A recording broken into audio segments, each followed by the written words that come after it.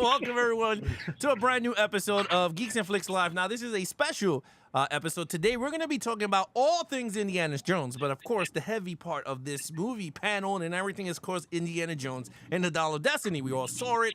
We all going to give our thoughts and opinions on the films and all things Indy, like I said. But we have a great panel of people here today. But before I do, let's say what's up to my co-host, Nate. Nate, how you been, my friend? Yes, I'm doing well, very well. Looking forward to talking about some adventures, whips, jungles, all that. What do they call these things? Artifacts. I'm into some artifacts, so I'm glad we got a great panel, and we transformed one of our old panelists from the last one, transformed into a new panelist. So I'm excited to get a different opinion in here. Yeah. But anyway, with that said, let's go around the table to all the faces here that are going to be talking about some Indiana Jones. Let's start it off with Evan. Evan, please. Hello, my name's Evan. I'm from Pop Culture 33. Was about to launch my channel this last week, and I lost all my files. So I said, screw it, I'll do it another time. I was like, you're not going to do that. But I love Indiana Jones, grew up. I have my kid hat that I used to wear. Thought I was cool in middle school. Doesn't fit me, but I'm still fedoras, cool. Guys. All right, Harrison, you're up. We'll go around the table, roundabout. Oh, can't hear him. Can't hear you. He's doing the silent movie. He's really old movies. really silent movie. Nope. Nope. Oh, right. Yeah, there it was. I think so. How's that? There you go. Yes, there you go. There we go. There we go. That's what I get for being booted, right? No, I'm Harrison Scullin from Really Old Movies. I love old film, and like Evan, I grew up loving Indiana Jones. In fact, I got like a bunch of movies, comic books, that sort of thing right next to me here. So I'm excited today. All right, nice. And of course, we go down to the down panel here. We're going to dark, mystery dark. Go ahead, Alex. What's going on, guys? It belongs in a museum. My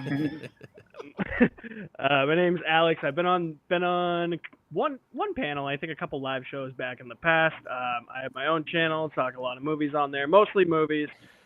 Try to do TV shows, but those are too time consuming. I don't have time for those. But thanks for having me on the Indiana Jones panel. I love talking Indiana Jones. Loved Indiana Jones since I was about 10 is the first time I think I saw them, and I've loved them ever since. So thank you for having me on the panel. All right. And last but not least, our favorite Buster. Our favorite Buster.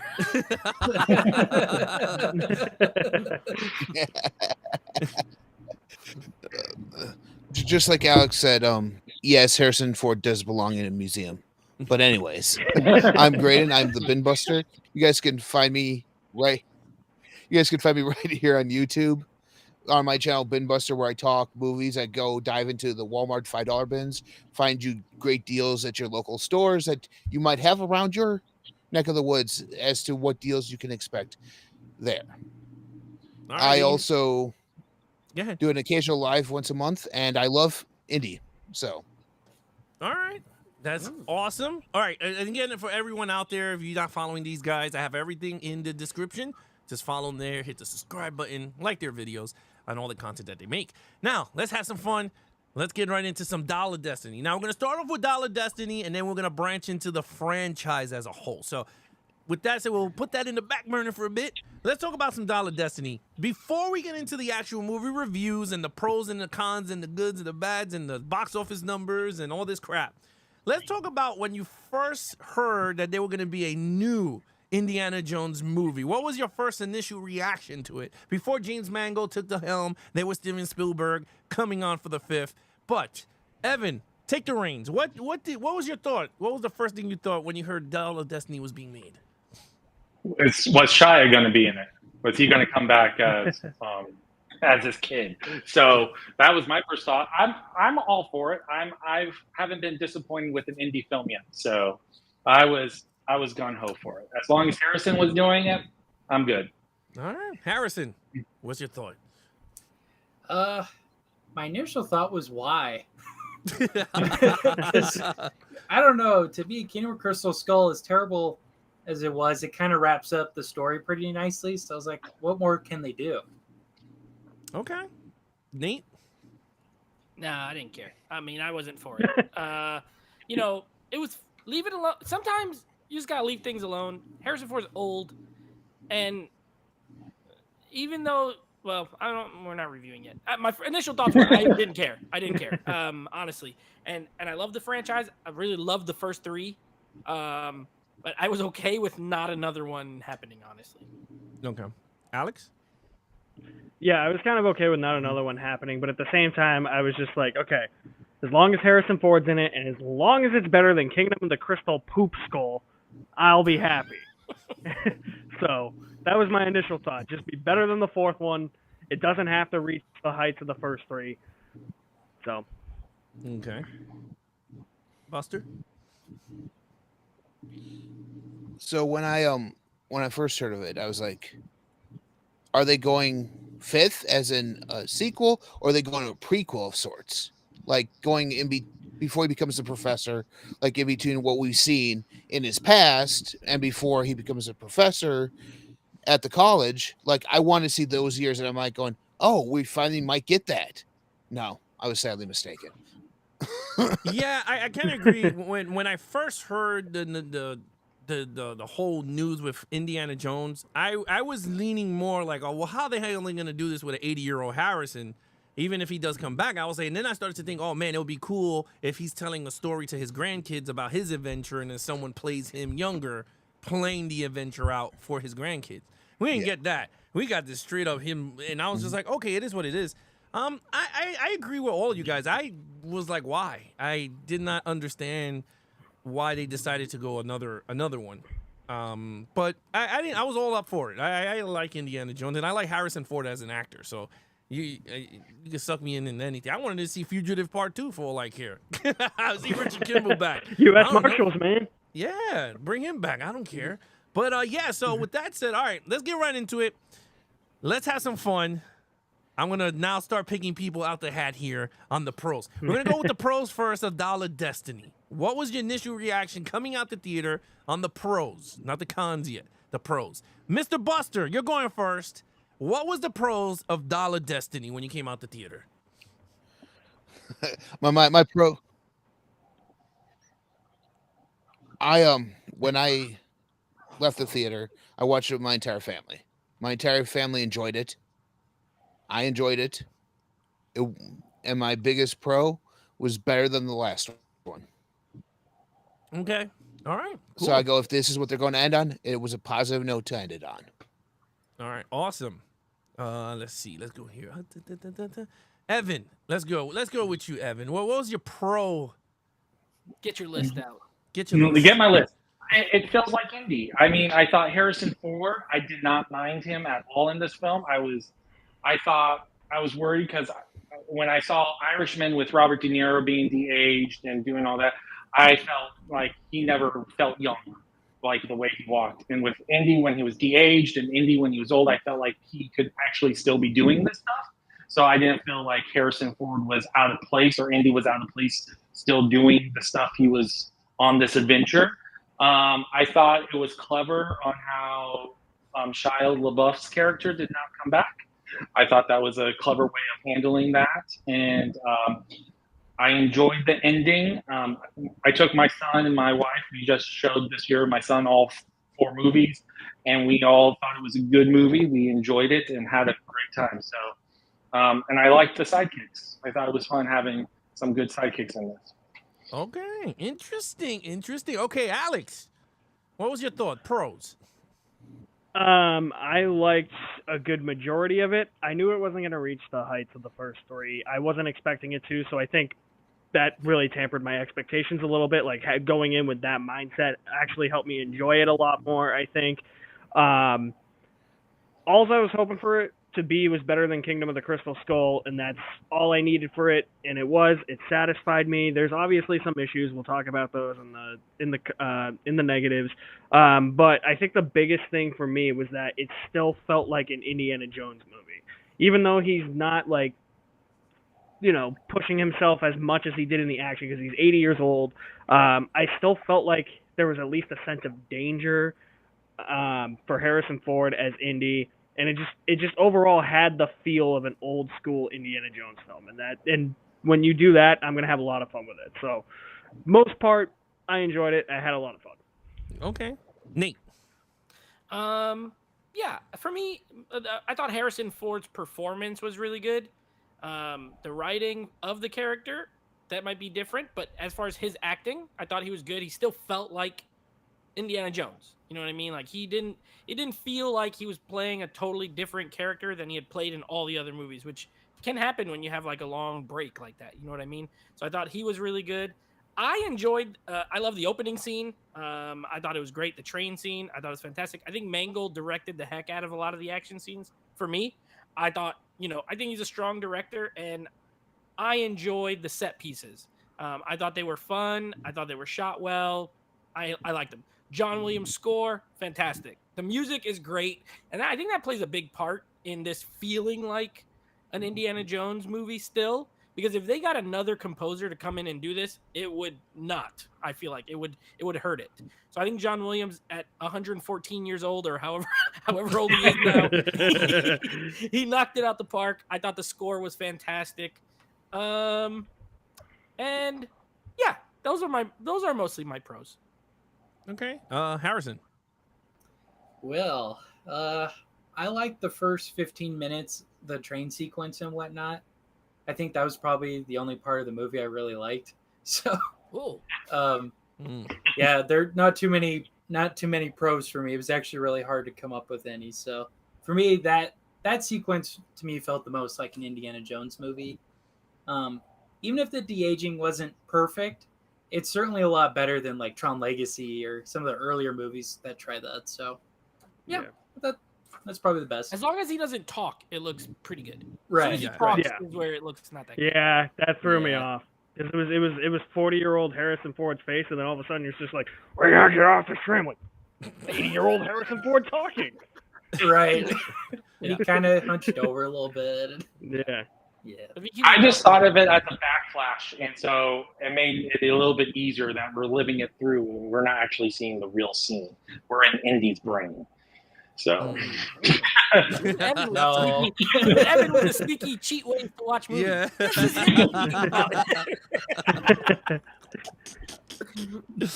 Oh Jesus. Pearls for me. I enjoyed seeing him on screen. I always like Indiana Jones. I agree. The first 10 minutes or whatever, the whole train scene, it was okay. I wasn't too crazy with it, but it was what it was. I think it was harder for me because of the deep fake. It was really hard for me to engage with that fighting and running around, because there was some scenes that when he's running on top, it did look CGI, like him getting on top of the train running across. Him running across the top of the train when the camera's zooming out, and you just hear. Dan, dan, dan, dan. Yeah, like, I was just like, shot? I was like, that don't look good. That don't look good. But that was pretty cool. Again, him with the whip was kind of fun, and I kind of like the fact that they didn't utilize him a lot swinging. Like, they were like, okay, this dude is 80 years old. We're not going to have this guy swinging here and there. Like, he utilized it a little bit. He used the whip when he needed to. The only thing that I was like, he didn't use the revolver much in this movie. He never even had the revolver in his holster. He had no revolver, which was weird. He didn't have that legendary revolver, so I thought that was a little weird. But other than that, I thought everything else was pretty. The set pieces were kind of cool. I liked when he went underwater. I thought it was cool. But the tuk chase was great.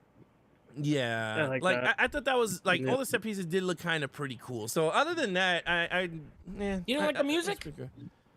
No. You're tripping. The score was great. You're tripping. I don't know about that. You weren't listening to it because you were worried about your complaint. That's why. No, I did listen to it. No, I did listen to it. No, you didn't. No, you didn't. It didn't have enough of the theme song in the movie. Okay. Really? Name me? Yeah, there was not enough of the theme song in this film. When he did like big pieces, how much it time was do you want short them to play the theme? 66 times? It's in like every other scene. In the first three movies, everything he did was the damn theme song for like 2 minutes. They Him played running it a lot in across this one, too. No. I don't think you was no. paying attention. No, I did pay attention. No, it did not. No, it did not. Well, look, more of us say it was played a lot, so I don't Because think y'all you were dudes listening to the wanted music. it to be extended No. version of it. No, it I'm was telling you. there. A All lot. right. All right. We A will. All right. I'm gonna Well, buy you anyway, the let's get score to the on vinyl. cons. Because I know people have some cons. They can't tell me this is like the best Indiana Jones movie ever. There's cons up in here. There's a lot of cons up Watch in here. out, I will. Okay, Alex, what are the cons of this movie? Okay. The entire third act is fucking asinine. Okay? Yes. It's Yes. horrible. It is horrible. Okay? It makes a couple of choices where I was like, okay. And then the other one I was like, okay, what the fuck? And then there was another one that it almost made where I said, don't you even dare, because it'll kill the whole movie for me. Can we talk spoilers Yeah. here? Yeah. Okay. Because when Indy's like, leave me in the past, let me die Yeah. here with Archimedes, I'm like, no, don't you dare. Don't you dare do that to me. It'll kill the whole movie for me. I think the moment Indy gets shot in Archimedes' tomb is when it starts to crater a little bit. That whole last section, because he's shot, and then he essentially has nothing to do for the rest of the movie. He's just tied up in the back of a plane. He's like, you're taking me really a continental drift. You forgot about continental drift. And then all of a sudden we go through like this stupid portal in the clouds. And I'm like, what are we doing right now? This is literally how they time travel to 214 BC, and Indy just chills with Archimedes for the rest of the movie. I'm like, what the fuck are we doing? I have other small like negatives, like Yeah. the supporting characters are kind of like, and then just how the plot kind of weaves itself. Like, it's not, when you really think about it, it's not really all that interesting. It's like, why should I care about a time dial? And Mads Mikkelsen, I love you, Mads, but you got to stop playing the same guy in everything. Okay, like he was an okay villain, but it's mostly that third act. From the moment Indy gets shot to the end of the movie, I was like, no. It almost killed my enjoyment of the first 2/3. Luckily, it didn't. But most of the bad choices lie in that like last 40 minutes for me. Okay, Harrison. Oh, Oh, this Well, dude got a paper list. Look at this. I got a list right here. Get the scroll. Get well, it. I don't think we'll have time to go over all of this, but Bullet point that thing. Yeah, but Yeah. pick the best parts. Quick outline. quick outline. let's see. He has Okay, a big Got highlighter. a highlighter. I do. Well, I gotta see. I can't see. No, I think for me, there's a couple little things like, you know how Indy is being chased for murder, right? Well, does he Yeah. get exonerated? Like, No. I feel like they completely forget that whole storyline. Yeah. Like, there are just so many little subplots like that where it just falls to the wayside that we just forget about. Or how about this? Antonio Banderas is totally wasted in this movie. He's in it Yeah, for he like, is. what, Puss in Boots. 2 minutes? He's probably the best character of the new characters. He's probably the best one. He's in it Yeah. for 2 minutes.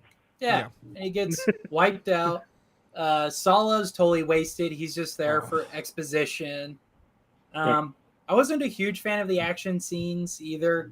I mean, Harrison Ford, he's 80 years old, but that should be kind of an indicator, hey, maybe we shouldn't do this movie, because the whole reason why people one of the reasons is the crazy action Indiana Jones can do, a lot of which Harrison Ford did back in the 80s and whatnot. So, I don't know. To me, that's like, yeah, that should tell you maybe we shouldn't go forward with this. What else? And I just hated how broken up Indy was. That to me was probably the worst part, because to me, Indiana Jones, he doesn't give up. Yes, his son died, and that's very, very tragic, but I feel like he wouldn't give up and just say, oh, let me die. It's like, no. He would try to find a way to get out of the situation or maybe ask for help. I don't know. But to me, it just felt very cynical and very anti-Indiana Jones, So that's why I hate this movie. I gave it a 2.5. I'm never watching it again. And that's my TED Talk. Okay. All right. Nate, go ahead, Nate. Yeah, I had some big problems too. I hate Helena Shaw, whatever her name. Phoebe Waller-Bridge, awful character. Annoyed me the entire time she was on screen.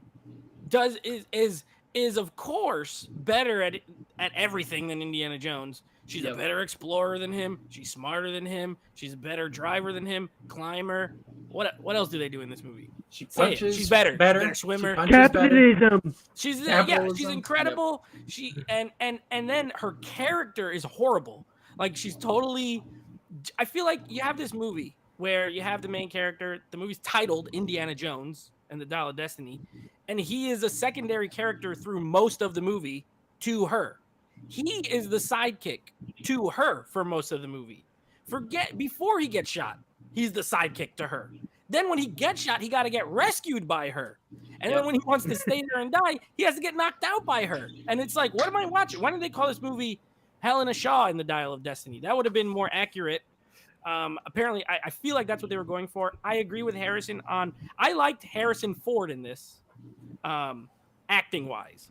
But what I didn't want to get into is some of the writing choices. I did not like that.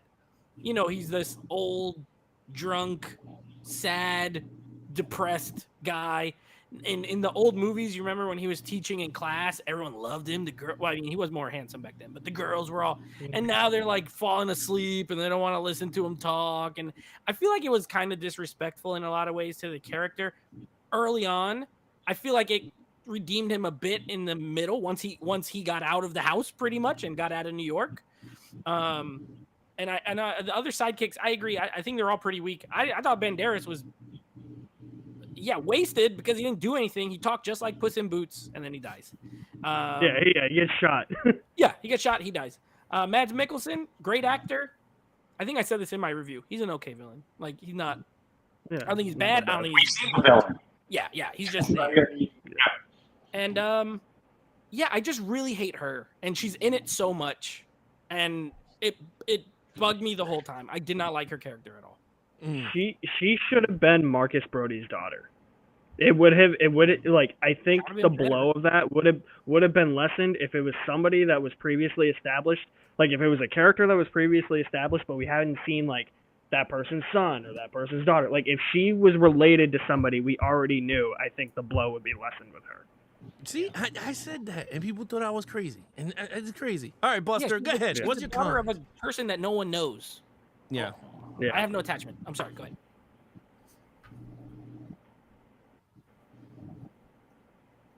I think We can't muted, hear you. bud. We can't hear you. Oh, he's muted.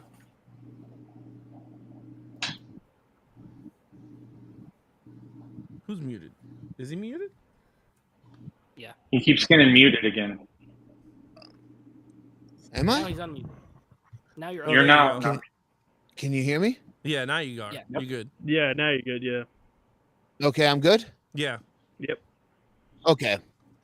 I don't know what that was, but anyways, like you were saying, Alex, her being someone else, being Marcus's daughter, would have made sense, or even her being his boss at the college's daughter would have made sense, or his buddy at the college's daughter, would have made more sense.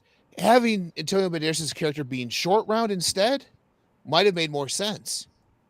All of a sudden he goes, "I have a friend with a boat. Where did this friend come from? Like what group or what adventure were you on with Indy?" Yeah, true. Obviously, True. but Actually, I never I thought of also that. hated the vetting process the United States had during this time. The vetting process. How could you not know that this guy was still a Nazi sympathizer? How did you not know that? Like with everything he does and everything, his name doesn't. There's no record of him before a certain time as this guy who he says he is. Yeah. As this Schmidt guy who is responsible for the moon landing. But the other thing with the class, it was probably because the moon landing was happening. Everyone was partying outside. They were stuck in class. That I felt that was kind of why they were bored with him. Oh, why aren't we out there celebrating this thing that's going on? But we're stuck here in class. Why are we here telling about these ancient artifacts and this ancient stories when we just did something technologically advanced now. Yeah. That's an optimistic way to look at that. I respect it. Yeah. Is that it? All right, Evan. That's it.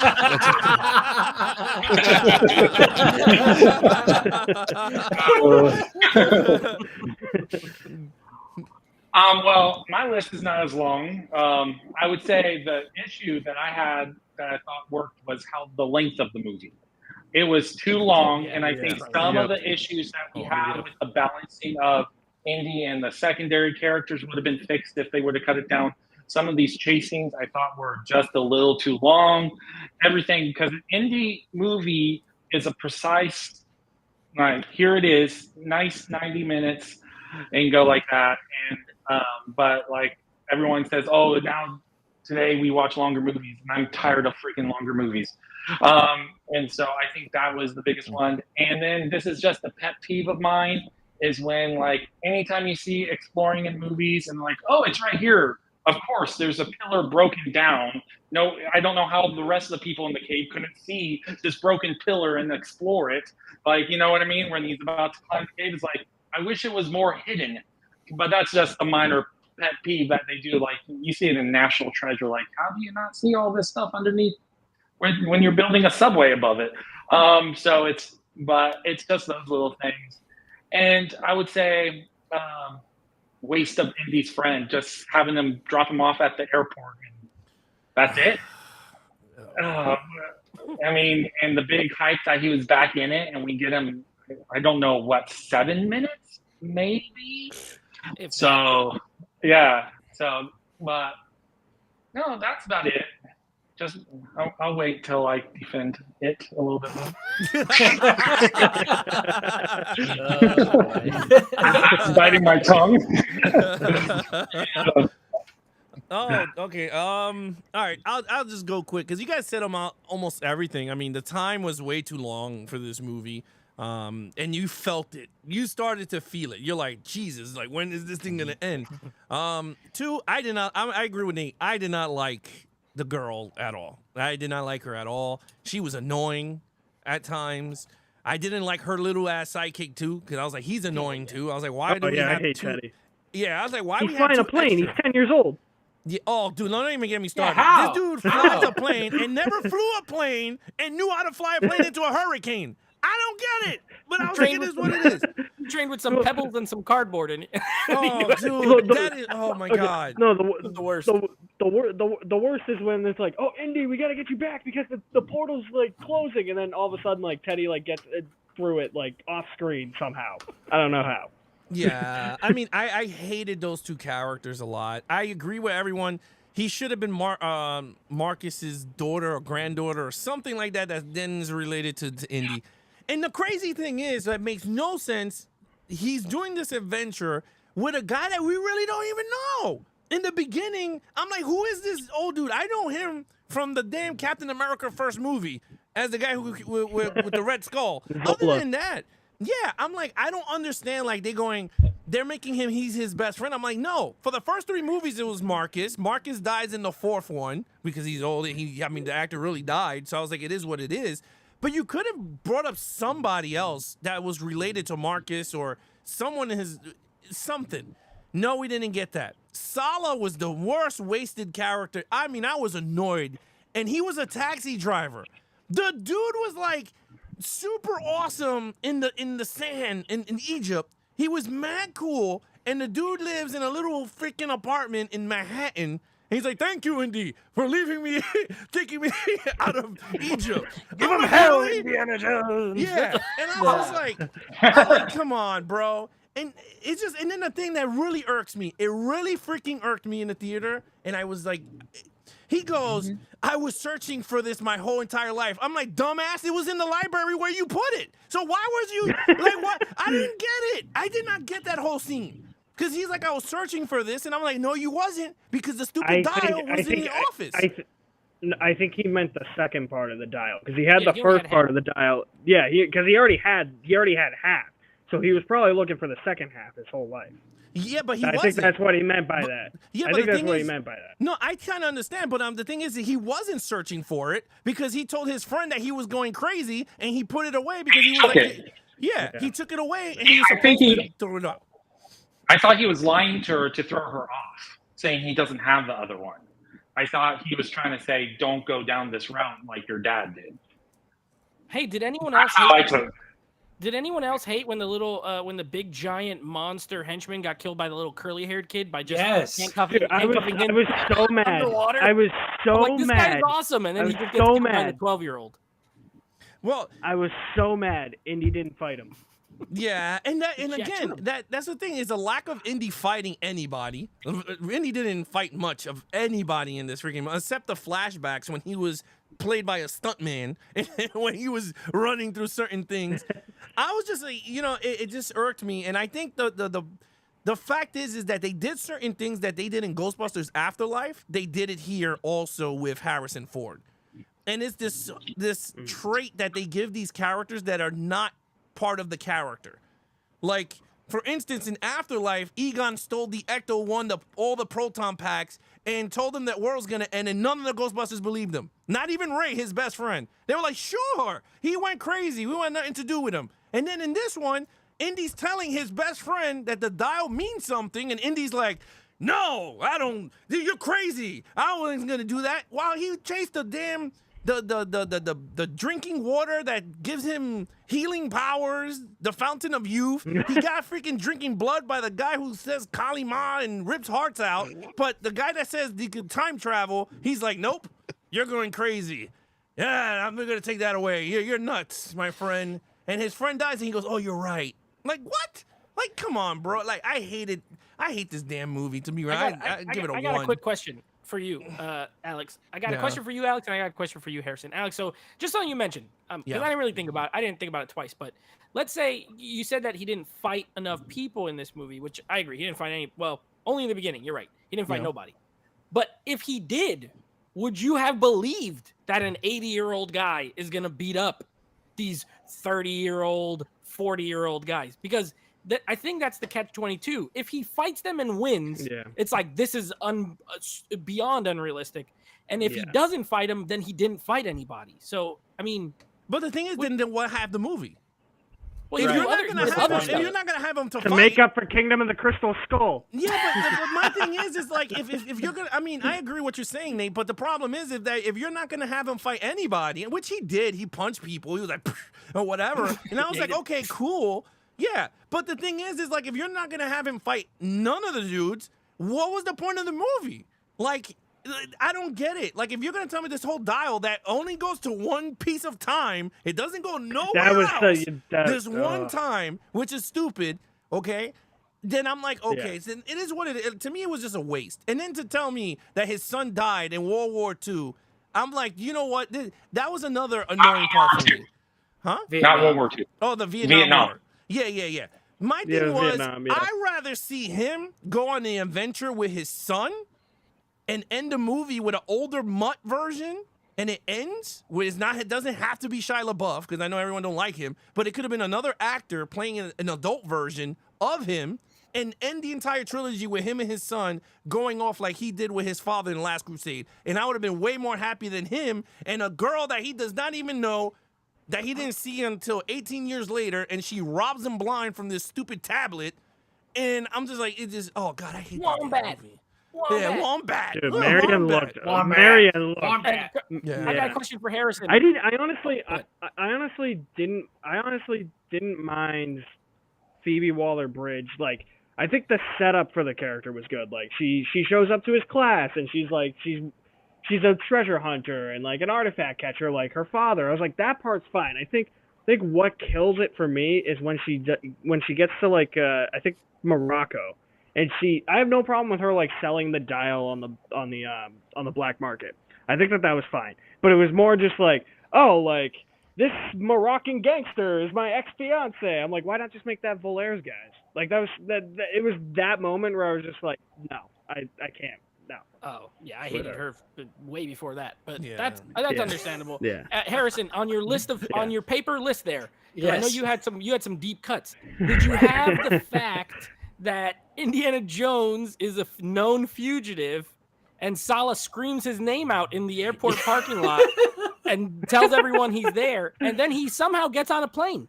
He gets on a regular He's not plane. red He doesn't get on a flagged, yeah. private jet. He gets on like a no. Pan Am flight. No They problem. wouldn't be able to red flag.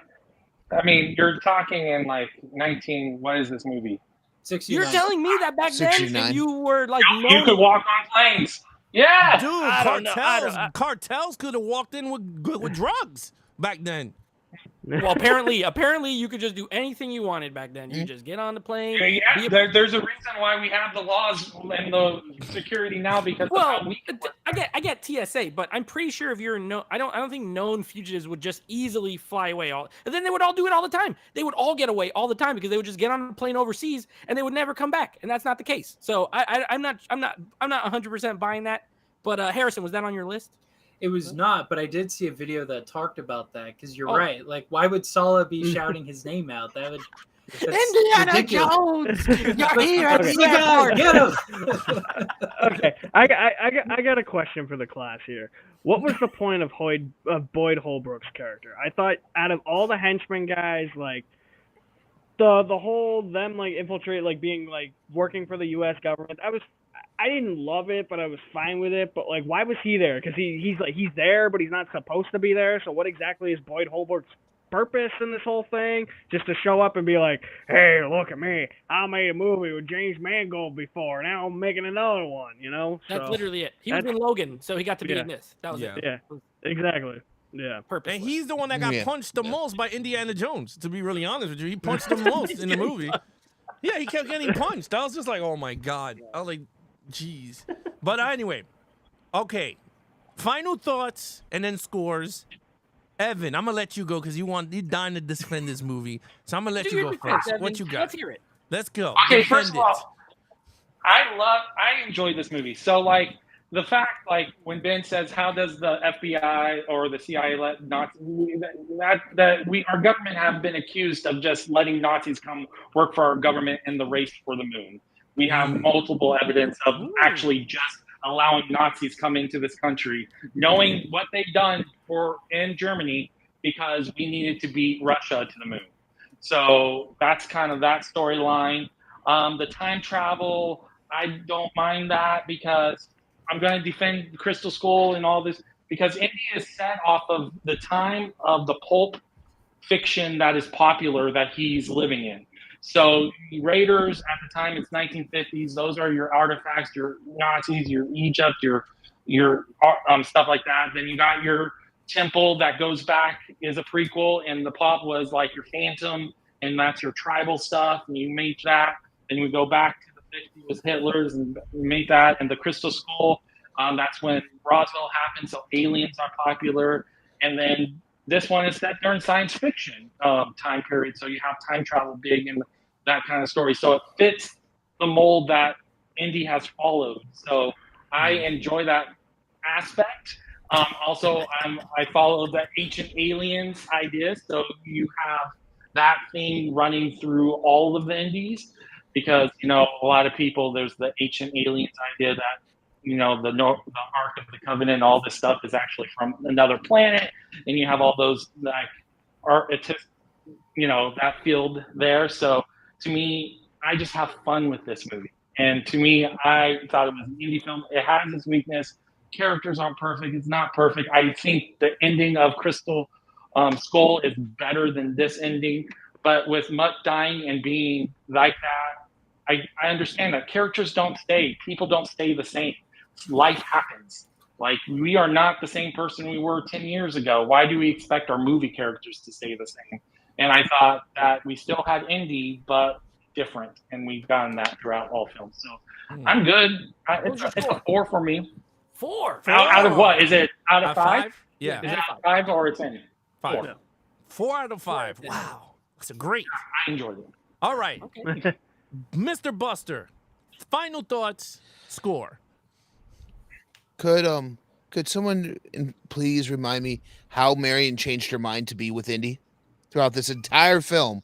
How did Marion, who was Dude, going she to divorce looked him, old, all man. of a sudden, Called her he's up. changed. Okay, Okay. Also, who gets divorced at 80 years old? By that time, you're gonna Oh. die. Just die. No, You a know? lot of people get divorced at 80 Like- years old. Just to let you know. Yeah. I Oh, know. do they? I know a couple of people that have been divorced because they're like, I'm done. I have like You're gonna a short make me time die to live. sooner if I I'm stay. going to be by myself. Well, no, because it's never said why she's back. I think Because what's her he's the name called Indian her Phoebe back. villain. Waller-Bridge What does character called her up and supposedly mean? told her. She talked with Yeah. her and convinced her to Yeah. come back and give him another chance. She must have told She her. was like, Off Indy screen, almost of died. He got course. shot. Yeah, that's what was implied. Yeah, she must have told her Uh-uh. that the son Yeah. dying ripped his soul apart and blah blah blah, and he was Yeah. Give him miserable. another and- chance. Yeah. He Yeah. needs you. He's a sad I, sack of crap. Because yeah. Besides that little touching moment from music. what was that? Raiders, where she does the whole thing Oh yeah. It hurts Yeah, here. elbow Yeah, kiss. that whole. Yep. and Yeah. elbow. Yep. Yeah. Besides that little Yeah. cute I part like to that. end That the was- movie, That was a nice little callback. it was. I would, out of a 5, I would give it a 2.5, or maybe 2.75, somewhere in there.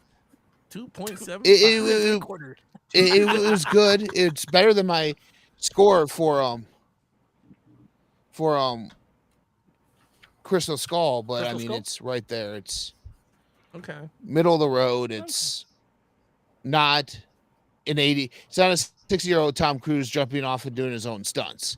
It's Harrison Ford who could barely move, trying to run across the train, and you can tell it's a stunt double. So Yeah, I mean, yeah. A That's computer one. all I'm right, done. Nate. What's your final thought Yeah. score? And okay, and I want the record to show this because Alex can confirm. We did talk about this off air a little bit. I don't want anybody coming at me talking about, well, in your video, you gave it a 7. And now I did tell Alex this off air. The farther away I've gotten from the movie, I think my score has come down. Not like way, but I did lower it. I give it a 3. I gave it a 3.5, I guess, in my video. I'm a half point down. I really hated that lady, and she's in it too much. And I think the reason I give it a 3, for me, there was more positives than negatives overall. Like when I walked out of the theater, I wasn't like, oh my God, what a horrible experience at the Yeah, theater. Exactly. You know, Exactly. I was like, I had yeah. a good time for a good amount of this. It was too long, but when it was all said and done, I was like, it was a Indiana Jones movie that I didn't hate. So, but it's a 3 for me. I can't go higher than that. Okay, all right. Alex. Yeah, I'm probably gonna go 3.5 because I think like Nate, the positives outweigh the negatives. I mean, that third act, like that last hour, is just completely jumps the shark for me. Like I'm just like, nope, you just doubled down on what you did in Kingdom of the Crystal Skull and just extended it instead of 45 seconds, it's now like 45 minutes. That nearly killed the movie for me. But and there's a few other things along the way that I didn't like, but for the most part, I still felt like it was an Indiana Jones movie. It had that feel to it. I know that it's too long, but I honestly didn't feel the 2.5-hour runtime. It still felt like it was. It felt like it was at least a 2-hour movie, and I think that that's something I will give it over Crystal Skull. Is that I thought the pacing for this movie was a lot better. So in that regard, it felt sort of like the originals. But it was never going to come close to matching the magic of those three, especially with Spielberg not directing. Like you could definitely tell it was somebody other than Spielberg directing. But Yeah. I was totally fine with a different voice, and for what it was, I walked out feeling somewhat satisfied, mostly satisfied, even if there were aspects that I didn't like / hated. Okay. Harrison. Oh. Oh boy. Well, I already kind of spoiled it, gave it a 2.5 out of 5, but I don't know. Is James Mangold just a guy who goes around and says, "Yeah, we'll retire all these old characters"? Like, what is this, man? Probably. Logan do that with this. He's gonna do with everyone, right? But yeah, I hated this movie. I absolutely hated Phoebe Waller-Bridge. And I hate how Indy and Marion are separating. It's like, we've already done this before. Why are we treading this type of ground again? You know, that was kind of the whole point of the last half of the Kingdom of Crystal Skull is them getting together. You know, like, why are we retreading this? And it just shouldn't have happened.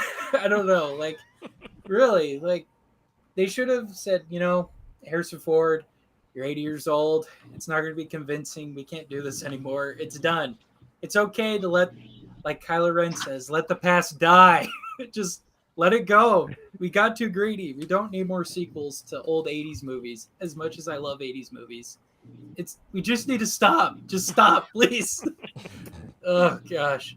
So yeah, this to me convinced me I'm done watching sequels to anything made before 2000.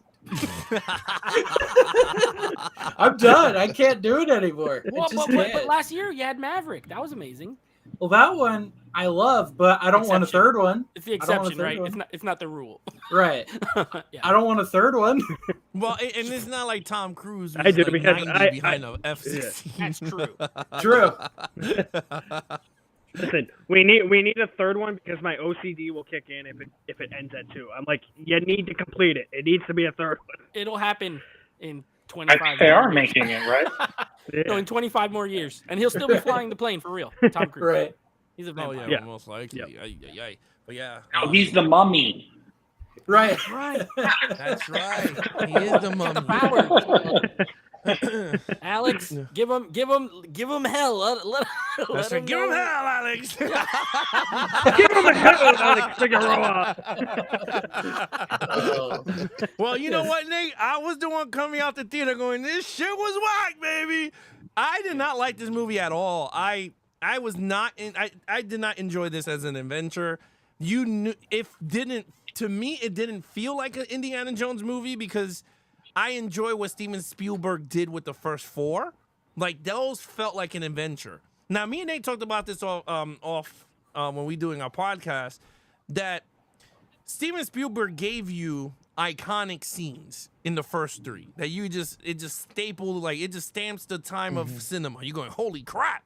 You know, with him standing on the bridge in Temple of Doom, you know, Raiders with the big ball riding behind him, and then Last Crusade, him and his dad riding into the sunset. Or you could even do the other one of doing other stuff. But Crystal Skull, regardless of whatever people could say about it, they will remember a scene from the movie, regardless of Shia LaBeouf swinging with monkeys, because that's everybody's shit with the monkeys and whatever. But if I remember the dumb stuff. yeah, but the thing is like Steven Spielberg will give you a scene in a movie, whether you like it or not, that will still look good. And you're going, wow. James Mango didn't do that in this movie. Like, there was not one set piece in the movie that I would go, this is Indiana Jones. And, like, what? Him running, there was a CGI. Him running over across the train. Like, there was, like, nothing.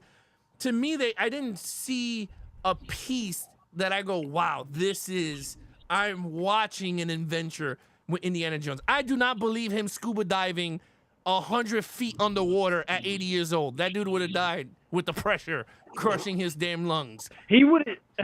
He's fighting eels in underwater like that. And his hat was still in his head. Like that I did not believe that at all. Like you can't.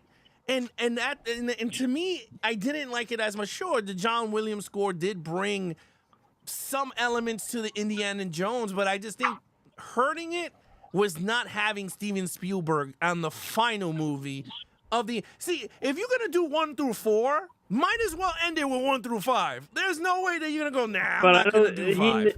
Yeah, I don't think he even wanted to do 4 though. Like I get that he did it, but I don't even think he wanted to do it. I honestly think if he had the chance, I think he would have let somebody else direct 4. Yeah, but he did it. Like, I that's the think problem. George Lucas called in a heavy favor on that one. Yeah, and that's the thing. George Lucas was heavy on these stories, I guess.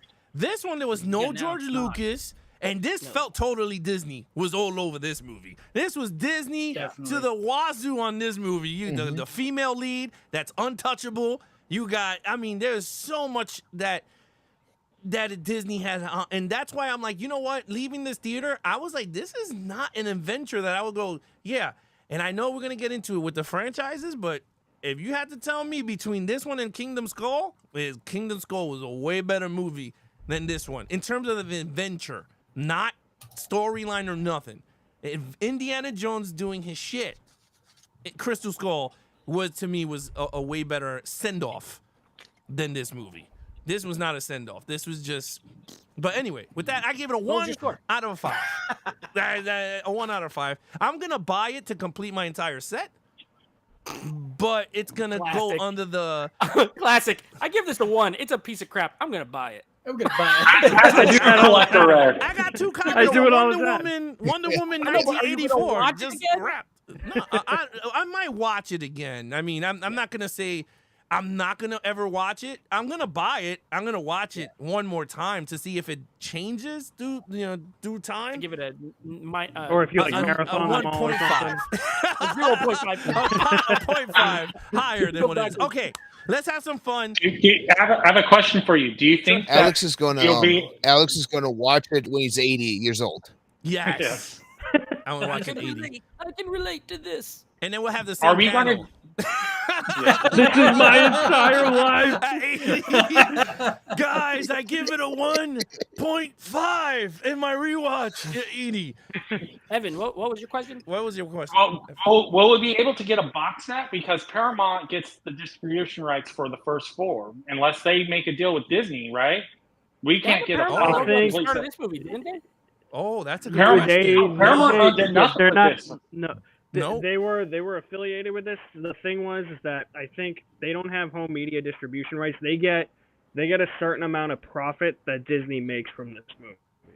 So it's like it's in participation with Disney. Because they got the old characters to be in the movie, so there were certain things that they did. But Paramount gets technically Disney outright owns this one, where Paramount still owns the first 4. Like for it to go on Disney Plus, they had to make a deal with Paramount to get Hey, the guys, first. I was right. The Paramount logo is at the beginning of this movie. I knew I saw it. No, Paramount was it? logo it was in the beginning. Paramount Yeah. title card still features at No the start transition of the movie. thing. Yeah. Yeah. They just didn't transition. They always do it where it transitions into like a mountain or whatever, and they didn't Yeah. do that because Yeah. I thought it was weird.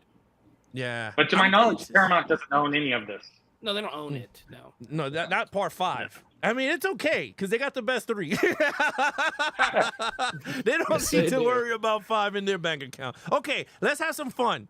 Let's go around the table. What was your favorite Indiana Jones movie in the franchise? Let's have some fun with that. Binbuster, what is your favorite Indiana Jones movie? Oh, actually, let's go to the chat because there's a lot of people writing some stuff. Nate, you've been failing Yeah, at your here we go. duties. No, everyone the was bus talking, much. and these are some of them are kind of long. So Yeah, I know. Those are like novels. So So pick you some got a lot stuff. of people saying hello. I'll just start here. Tony said, "I will say that the villains played by great actors are super underutilized in this movie, and they set up at the beginning that they could be very good villains, but they just end up being throwaway by the end of it."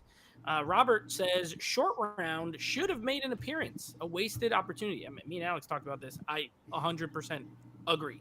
He should have been on the boat. That's actually a great way they could have tied him back in. Tony says, "I don't think they could bring back Short Round because they shot this movie before Everything Everywhere All at Once came out." Yeah.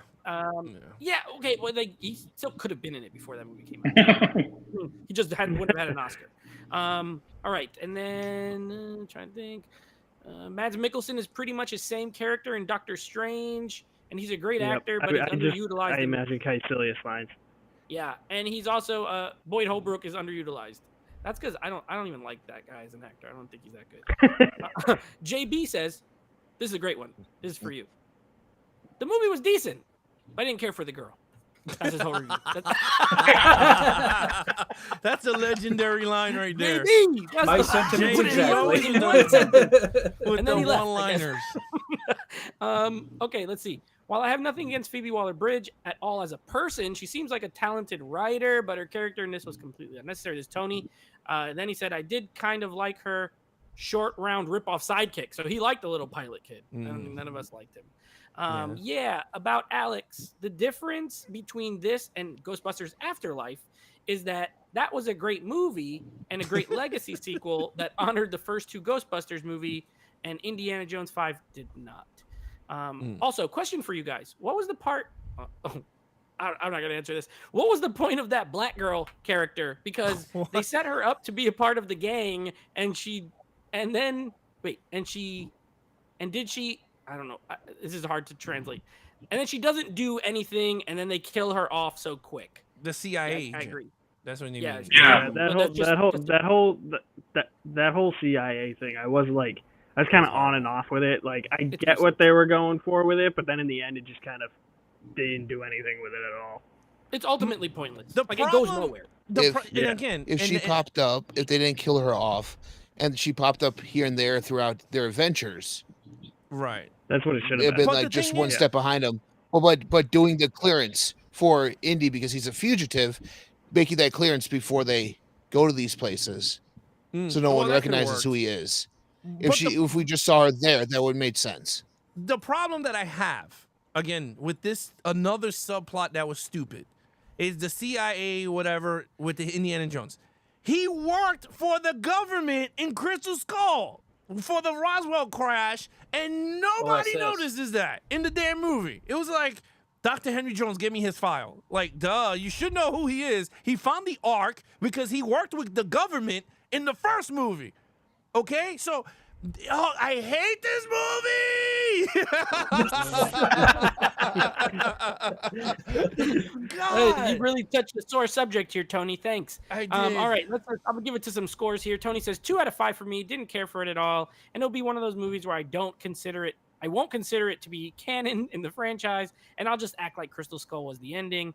Robert says I gave it a 3. It was meh. And then Tony says Kathleen Kennedy's in charge now.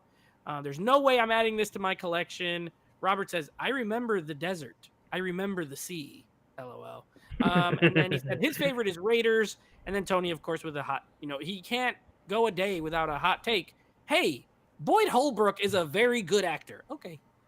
Who's Boyd Holbrook again? That guy, the annoying agent in this movie. The random guy who was there, but wasn't supposed to be there. Oh, the guy that goes right-hand man in front of my eyes. Is the Yeah, Wolverine. Yeah. That guy. Yes. Him. Yeah. God. Yeah. He's not. I've never seen him be really particularly good in anything, but that's fine. Tony likes him. Geez. So, all right, and that is all that we're all caught up. All right, so here we go. Let's go through our favorites. Short and sweet. All right, Buster, you're first. Which of the 5 movies is your favorite Indiana Jones movie of all times? This one. And why? Last Crusade. And why? Last Crusade. The reason why is I'm a huge fan of that era of history. The whole Knights of the Round Table, Camelot, the medieval times. I love that era of history, and seeing that brought into a film like the Indiana Jones just made me love it even more. That and having Sean Connery come in as his father. It's kind of like you have James Bond and Indiana Jones. You're never going to see that again. It was a great scene, a great time, and even their chemistry was great together too. So yeah. All right. So Last Crusade, love it. Part 3. All right, Nate, what is your favorite Indiana Jones and why? Yeah, I love this question because, like I said, you always get a different answer. One of the first 3 is someone's favorite all the time. There's always someone who likes one of them. So my favorite has always been Raiders. It probably always will be Raiders. I think it's perfect. I think there's nothing wrong. It's flawless. I have 0 issues with it. It kicked the whole thing off.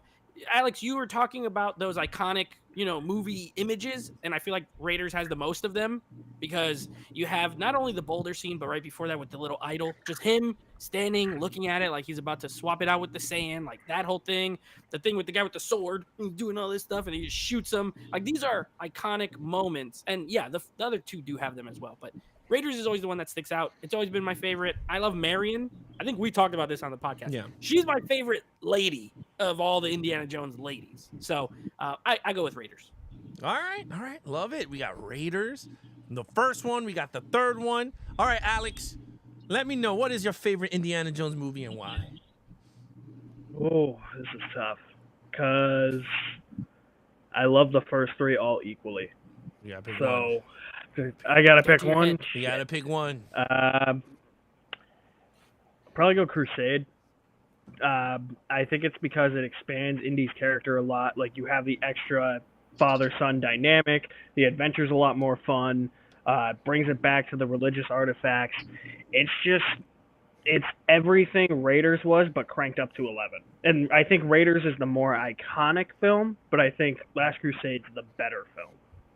Okay. So I'm gonna go Crusade. I don't believe it because it has your favorite James Bond in the movie, but I'll let that go. It's not because Sean Connery, your Bond is in the movie.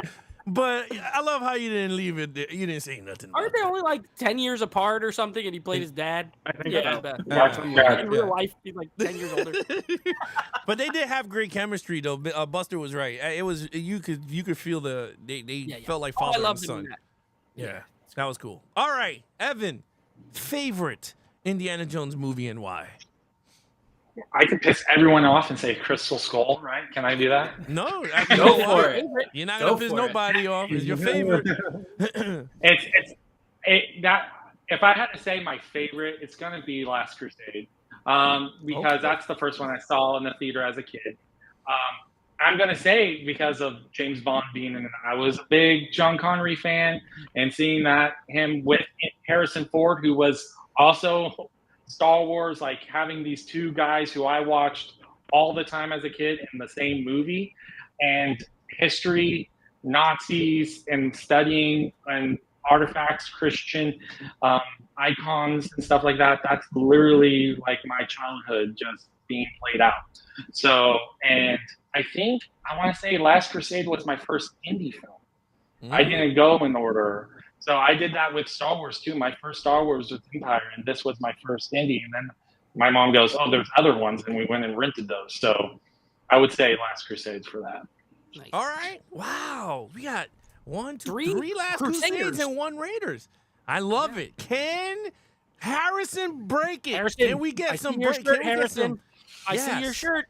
Is it your shirt? Yep. What is your favorite, man, and why? Raiders of the Lost Ark. Oh, That's my favorite one. I grew up watching it all the time as a kid, and Nate, you need to see it in the theaters. It's really awesome. He did see it. He did? You saw Raiders? No, I didn't go. No, I wanted to, and I didn't go. Oh. I'm mad. Well, I saw it. Bring up. I think it was 2 years ago. It's Sad. incredible in the I theaters. hate myself. Yeah. I love the set design in this movie. I love the characters in it, even like the minor villains, like the boxing, like the big buff Nazi guy that Indy fights. That's always awesome. I love Marion. The airplane guy? Yeah, the airplane guy Yeah, gets that's the best. chop He's like- suey. Yeah. He punches him one. He's like, He looks like the robot, the Rock'em Sock'em robot. Yeah. yeah. Oh yeah, I love Marion. I love Belloc. I think he's probably to me the best antagonist because he's kind of on the same level as Indy. Because like Mola Ram, he's kind of lame, and then Donovan, he's also kind of lame, and the aliens are just stupid. But yeah, The aliens. no, I love Belloc. Belloc's a great villain because, like I said, he's always a step ahead of Indy. And, yeah, just all around, Raiders is my favorite. I mean, you know, I got a comic book of it. I got a poster for it, T-shirt. Like, it's the best one in my opinion. That's awesome. I like It's also that. got I that like guy that. whose face melts, which is Yeah. it's scary when Yeah. you're a kid. Iconic though. That's also, we got 2 Raiders, 3 Last Crusades. Here we go, Alex. Break it up here because we know. Oh, I think I know what it is. I'm I sorry, think you people. already said it. I'm sorry, but my favorite Indiana Jones is Temple of Doom, baby. I I was love gonna say it's Temple of Doom. It's the first Indiana Jones movie I saw as a kid. I think the roller coaster scene is awesome and iconic. I know a lot of people are gonna be like, no, but it is iconic, that roller coaster scene. And of course, the iconic bridge. Come on. When he's about to cut the bridge, and he's like, I think we need to hold on. Willie was like, oh, man. Willie was annoying. She was annoying, but she was kind of funny, though. Yeah, but she's balanced out by Short Round though. Yeah, she was. Short Round is my dude. Short screams too much. Round is my dude. Out of all Indy's, like, side dudes in all of the movies, Short Round is my dude. It's Short Round. I Yeah, love he's the Short best. Round. Oh, this. Jones. Yeah, You listen to me. You live longer. Yeah, and especially when he yells at him, he's like, "Show around, stop kidding around, and get down here," because he's smacking like that. Even that was an iconic scene when they both slapping the thing and they both doing it at the same time. Yeah. So it was like he mimicked himself after Indy. So I thought that was all pretty cool, and stuff. And the scene with the water, he stops the mine cart with the feet. He's like, water, and he's like, and they gotta run out. Like all that stuff is cool, and of course him getting possessed and everything. I don't know. To me, I know it was dark and everything, and I know Dan Aykroyd is in it, so I kind of loved it too. So it was pretty fun. So. Dude, honestly, I was never that big of a fan of Temple of Doom until my last couple of watches, where I was just like, "This is awesome! Like, it's so good." I never put it on the level of Raiders or Crusade in the past, but like my last couple of watches, I don't know what it was, something just clicked where I was like, "I love this." So You know what's funny, it's too? on equal playing field with those two. Yeah. Yeah, I think that's why we wanted to do this question, because this is exactly how it plays out every time I ask someone. It's a different answer. It's, I love Last Crusade. I love Temple of Doom. And you know what's really funny, too? Even though Alex doesn't like horror films, most of my friends who love horror films, Temple of Doom is usually their favorite, because it has all that voodoo stuff and people getting their hearts ripped out. And I love that about it. And it feels way different than, I feel like Raiders and Last Crusade feel very similar. Like they're really part 1 and part 2, and then Raiders is Temple is just this prequel that happened before that is like insane, and they're all 3 great. And it's one of the times where you can ask someone and I don't think there's a wrong answer. Sometimes there's a wrong answer, but not in this case. And it's cool because the storyline is very like they took away all the kids and he has to save them, and I'm like, yo, this is actually pretty cool. Like Indy. But anyway, go ahead, Evan. I'm sorry. I was gonna say, growing up, I had no clue it was a prequel. Like, and most of my friends didn't know it was a prequel. We just thought this was, and then later on, you always go, "Why is Temple there?" Because it is Raiders and Last Crusade feel like part 1, part 2, and you go, everyone said this was just the weird movie that fed in the middle, and then when someone told me, it happens before Raiders, I went, no. I was so shocked. I mean, I changed my mind. It doesn't feel like a prequel. And I think that's not a detriment to the film at all. No. It just feels like this extra excursion that happens between Raiders and Crusade. I think they were going for that serial thing, like Evan was another adventure. It's just random. It has nothing to do with the other one. It's just an adventure with this character that and all new people. And that's cool too. Yeah. And then throw it in whatever timeline you want it to. And it works. Yep. Yeah, I used to hate Temple until as I was researching about last year to defend Crystal Skull and trying to find the evidence of how that Indy's following these serial movies and matching the time that he's living. And then someone says, well, Temple is based off of these other serials, like the Phantom who lives in the tribes and do all the voodoo and all the magic. And I went, that makes more sense. And then I watched it again and I kind of fell in love with it, which was shocking. So, because I used to hate it, but I actually gained more respect for it. Yeah, and it's weird because there's still people that don't like Temple. They just don't. They don't think it's a good movie. Yeah. And I'm like, it's crazy because it's fun. It's shot by Steven Spielberg, but it totally doesn't feel like a Steven Spielberg movie until towards the ending when it starts to unravel, the adventure starts to kick in and everything. But the beginning doesn't feel like an adventure.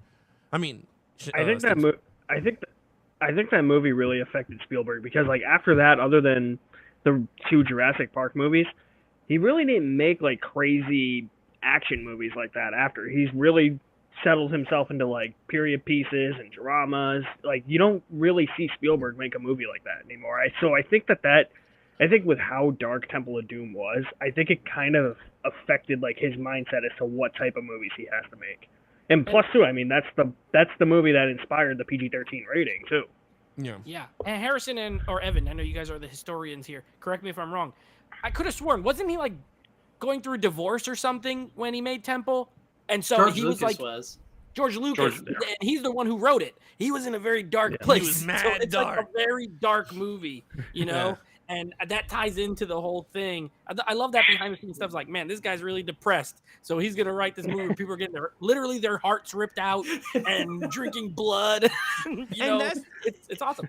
And the crazy thing is, right, for all this shit that people go with George Lucas, you know, he's not a good filmmaker and all this. And I'm like, yeah, but you know what? He's a great storyteller. Whatever you want to say about, Yes.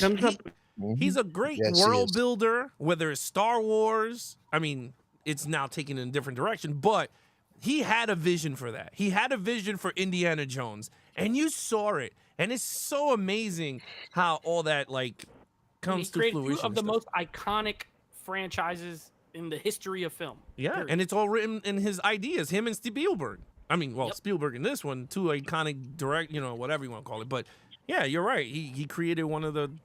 It's just mind boggles.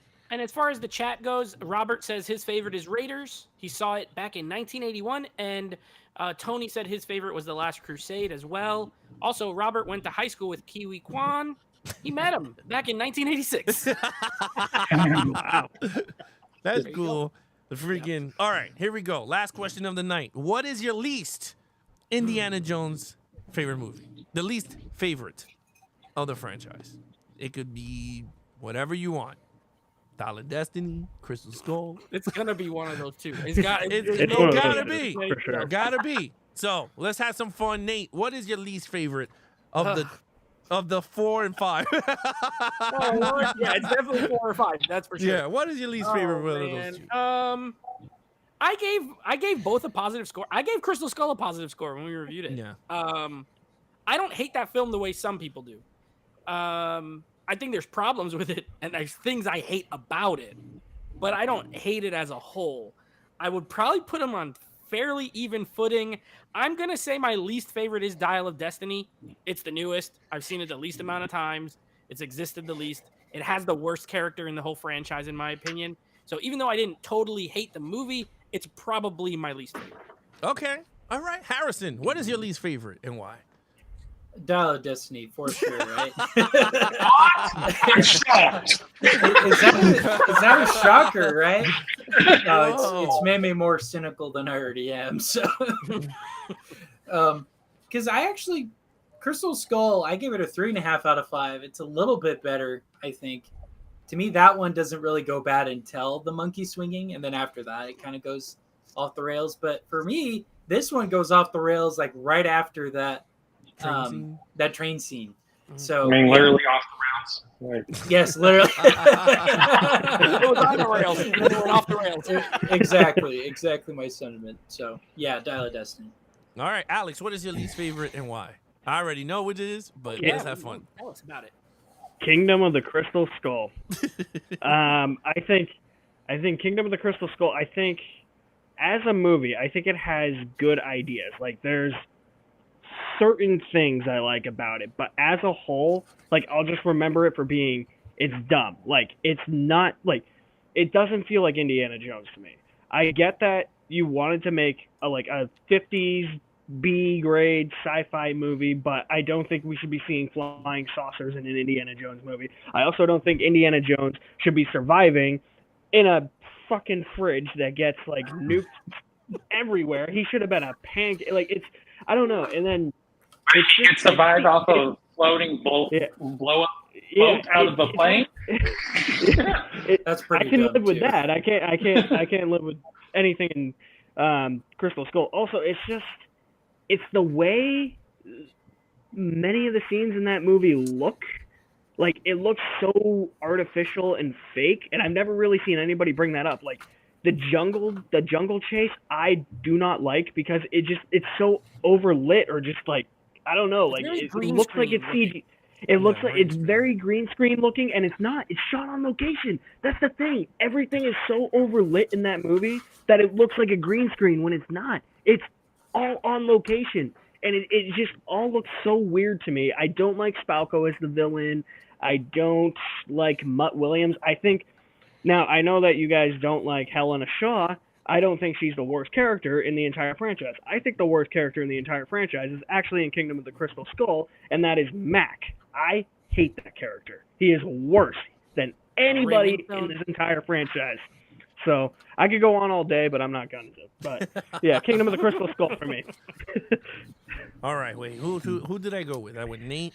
I went Harrison. Harrison, Alex. All right, Binbuster.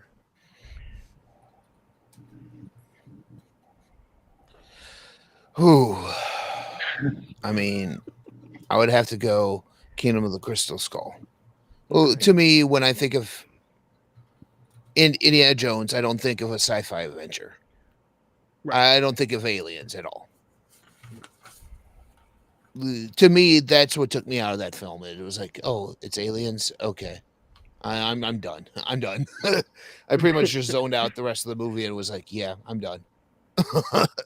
Okay, so we got 2 Crystal Skulls, $2 Destinies. All right, Evan, let's see if you break. Evan, I'm interested to hear where you go here because you like both. Yeah, I'm dying. I do like both. So if I go off of ratings, Dial of Destiny and Temple of Doom are rated the same. Ooh. So they're both 4 for me. But I have to go Dial of Destiny just because I haven't done the repeat watch. Because every movie, to say order, you have to do a repeat watch, especially at home. Because in a theater, you're excited first time seeing. You might not see the flaws, like the CGI, all the other stuff that you're able to watch and focus on. Like, I don't know how that's going to hold up in a 4K TV because we know that your theater is always going to maybe look better because it's not giving you the most pristine picture in that regards when it comes to special effects. So I'm going to go with Dial of Destiny. But I'm also let people know my second favorite is Kingdom of the Crystal Skull. So second, there you go. Second. I love it. And what a spicy take that is. No, it's because I love that when the aliens happen, I'm so glad you went there because as a person who actually, I love history. I've studied history.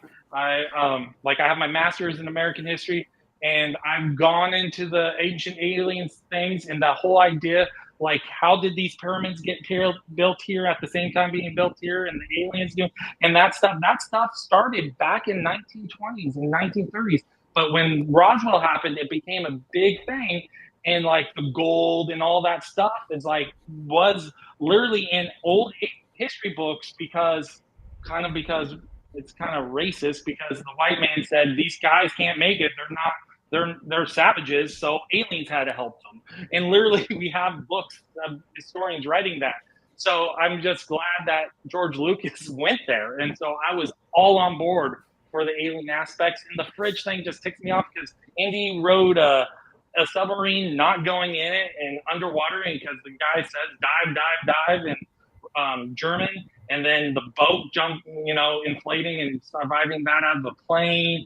So we have all these ridiculous survivals, and the fridge thing was told to people that if atomic bomb, your fridge might be the safest place for you because they didn't know. They didn't have any better information. So they were making fun of that idea. So I was a full ride on Crystal Skull, and thank you for letting me get second favorite. Let's go.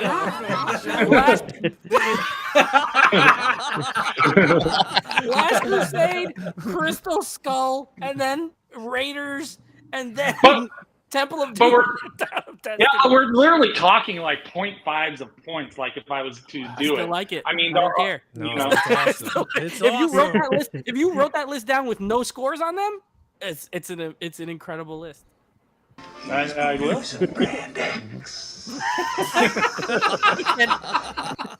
Anyway, okay. So we got $3 Destinies in this one, right? We got 3. Yeah, and 2 Crystal Skulls. Then 2 Crystal Skulls. My ass is going with $1 Destiny. That is the least favorite. I enjoyed Crystal Skull. When we did it for the podcast, I remember not enjoying it as much when going to the theater, but when we did the rewatch, I was like, this is not really that bad of a movie. If you take away the swinging of the vines and all this stuff, it wasn't as bad. And I remember the atomic bomb. I don't know where I read it or whatever, but he got the idea because that was the original ending to the Back to the Future movie. The car was supposed to go through the atom bomb to generate the the 88 gigawatt crap. Gigawatts? Yeah, the 21.1 gigawatts. It was the atomic bomb, and they were gonna do that in the movie, but they couldn't, so he used it in that movie, but not in the fridge. I would have loved to see. I would have loved to see the DeLorean going when the atomic bomb was about to hit, and it just goes right into time. Because I think that would have been awesome. That part is so bad that people stop saying "jump the shark" and start saying "nuking the fridge." because it is that elite of a bad moment in like movie history. It's really terrible. I liked it. I know we talked about it. Alex was like, "Yeah, I probably would have survived as long as the door lands facing." It was facing lead upward, though. like, The fridge was lead. There's Lead. if you're inside of anything that is that hard, and you fly 8,000 feet in the air and 2 miles out, and you land, you're dying. You're dying. You're not dying. You're gonna have like You're some dying. broken He bones. should have been a Be pancake. cooked. All your But how- He should have been a pancake. You're not But gonna be why? nuked, How do you though. explain them No, jumping yeah, out you of the won't have boat? radiation, but you'll have died from the impact. You won't die from radiation. But... Yeah, that's true. You'll survive the radiation, but yeah, I mean, you'll it's a have no lead. bones. It's a lead box, so technically They should do a MythBusters on that. Drop I someone think out they of the did. fridge. They did. Did I think they did. No, They they had died. a real nuke go off. Right. Did it turn out bad for the dummy inside? I'm assuming yes. I think so. Yeah, if I remember right. Yeah. They leave Well, it- I hope so, though. Oh, that's it. He might have a broken arm. He might open. Didn't he have a broken arm when he came out of the fridge? No, he just got up and No. dusted himself off and put on his hat. Like, he was like nothing happened. he was unscathed when he walked out, just like he was for the whole movie. I No dirt swore or anything. He on had a him. sling when No. he came out of the thing. Bro, Okay. people play football and get hit on a tackle and get more injured than he did flying through Yeah. the sky in a fridge back and landing in the desert. Okay. Well, Oh my god. I mean, I still well, like by the this movie point in better than time, Dallas he's a Destiny. superhero. Mhm. But he also had fingers go through his chest. He's also True. had. He's That's jumped true. out of You know planes what- with a little blow up you know what He got pose. You shot know. 100 times. You know what I He do shot- like in Crystal Skull? I love that warehouse opening scene. Yeah. That scene is I've more soured Indiana on Jones that. than anything in Dial of Destiny. I Oh, with the soured on that bullets? scene. Yeah. He Yeah, put the the scene bullets where to he's in the guide. warehouse and he's running. Yeah, they're trying to get the thing, and he's running. He does the whip and he swings on the other thing. Oh, and he yeah, that lands shit on was it. Like, cool. that whole That scene was is cool. awesome. That was cool. Well, he couldn't do it in this movie, but No, his hip would break. well, he did do it in the movie when he's driving the stupid cart and he jumped from cart to cart. I was like, "There's no way you would have jumped to another cart. You would have flew right through that cart and landed outside. There was By no the way, way." I'm gonna Huh? go to the chat real quick. Yeah. Tony's really coming in hot. You know, he's our the hot guy. local Hot take. hot take guy. Hot take. Tony says, I will say this before I leave. People crap on George Lucas for a long time, just with the prequel trilogy. But now, after the sequel trilogy, people are starting to praise him again and the prequels, which is a point I agree with. Harrison said, that just goes to show how bad movies are now, which I also can understand that point of view. Tony then says, no, Harrison. We've gotten a lot of amazing modern day movies, but Dial of Destiny is just it was just not one of them, which there's still, obviously there are still great movies that happen, but I understand Harrison's overall point. Then he says, Harrison, some of my favorite movies are from the modern day. And then I chimed in because I was like, I'm going to stir the pot. And I said, movies used to be better. And then Tony says, I'm going to have to disagree with that. We always will have great movies and good movies and bad movies. True. And then I said, I'm changing your name from Hot Take Tony to Modern Day Tony. That's his new name. From now on, he's Modern Day Tony. And then Tony said, Hot Take. And this is where it gets good. Hot Take. I didn't mind the nuked fridge at all. Okay, Harrison, me and you seriously need to have a debate on modern day movies on the channel in the future. I don't know what channel, not this channel probably, but maybe on another channel. Okay. Sure. Then Cal's here. What's up, Cal? Hey, what's up, Cal? Yeah, that was it. That was fun. Yeah, so look, there you have it. Crystal Skull and Dollar Destiny, but Dollar Destiny just takes the cake in terms of the least favorite, which was gonna happen anyway. Like, regardless of what, people are gonna not like it as much. I think it hurts because Steven Spielberg wasn't behind it, and George Lucas. I think this is the Unless first it time- was amazing. Oh, sorry. I was gonna say, unless it was amazing right out the gate, it's gonna be the least favorite because we haven't lived with it enough. Like, not even repeat watchings and stuff like that. The rest of these movies we've lived for many, many years. Yeah, but I don't think people would give this a rewatch, like a multiple rewatch. Well, I don't think. I think there's something to say to that though, because remember when Crystal Skull came out, no one liked it. Everyone hated it. Yeah. Everyone was like, "This is the worst thing I've ever seen." And now, 15 years later, people are like, "It's not that bad. It's pretty good." So maybe in 10 years people will be like, you know what?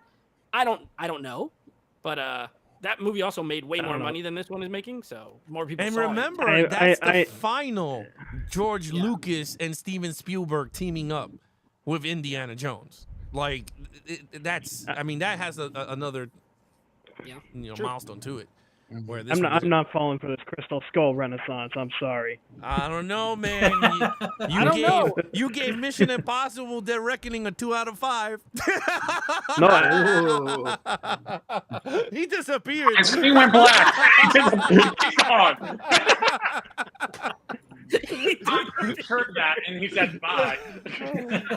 He did not like Yeah, it, people. no, I definitely, it definitely has way more of a following now than it did in 2008. I was there. Everyone hated that crap. Everybody. Nobody liked it. Well, except that I didn't know you in 2008. Nate. Everyone else hated it. And now I know plenty of people who are like, not that bad. That's all I'm saying. Not that bad. It's because it has a steelbook and a 4K. Oh, Ben, That's you're why. right. It has a steelbook and a 4K. That's why. Has a nice Well, the slip problem, cover. that is crazy is that sometimes people harp on one scene and it defines the entire picture. Like when they come out of a movie, it's like, oh, he swung with the monkeys. And now because he swung with monkeys, the entire picture is gone. You sat through 2 hours, but because he swung with monkeys, it defined you. Just like Martha in the Batman v Superman. The damn movie's 3 hours long, and people were like, he said Martha. And that's how they became best friends. I'm like, you really, out of the entire picture, Batman destroyed people in a warehouse, and that's the one scene that you people are talking about is Martha. Yep. He said Martha. Yep. I'm out of That's here. it. I'm That's leaving. it. I'm I done. hate Batman Yep. v Superman for years because he said Martha. I can't see it no more. I'm one of those Man of people. Steel. Look at Harrison. Harrison Oh, hated he's it. one of them. Look, you see? It's I like, hate Martha. it's just, Last Jedi. That whole casino scene, if you remove that, Last Jedi was the best. And the entire You hate thing. that casino scene, bro. I hate that. Again, I I'm agree. one of That those scene was people, too. horrible. Yeah, I was one of those. Shit was not good. Yeah, so it's just so funny. It just, I mean, at the end of the day, it's whatever you watch, Alex hated Mission Impossible. Like, what can I do? He's frozen. Yeah. No, I'm just joking with him. He gave it a 3 out of 5. Check out his video. He put out a video. He watched it early. So check out his video on Dead Reckoning, Part 1. you can check out my video on it Friday. I'm gonna see it tomorrow. I haven't seen it yet. I'm going tomorrow night. Oh, man. All 3 hours of it, baby. All 3 hours. I can't wait. Every movie. I will. Who was it that said the movies are? Oh, Evan. I want to say I agree with you. Why is every movie 2.5 hours or more now? All of them. Spider-Man Into the Spider-Verse, 2.5 hours. Indiana Jones, 2.5 hours. Dead Reckoning, 2 hours, 50 minutes. Flash, 2 hours, 30 minutes. Like every movie is 2 to 3 hours. 3 hours. And where's our intermission?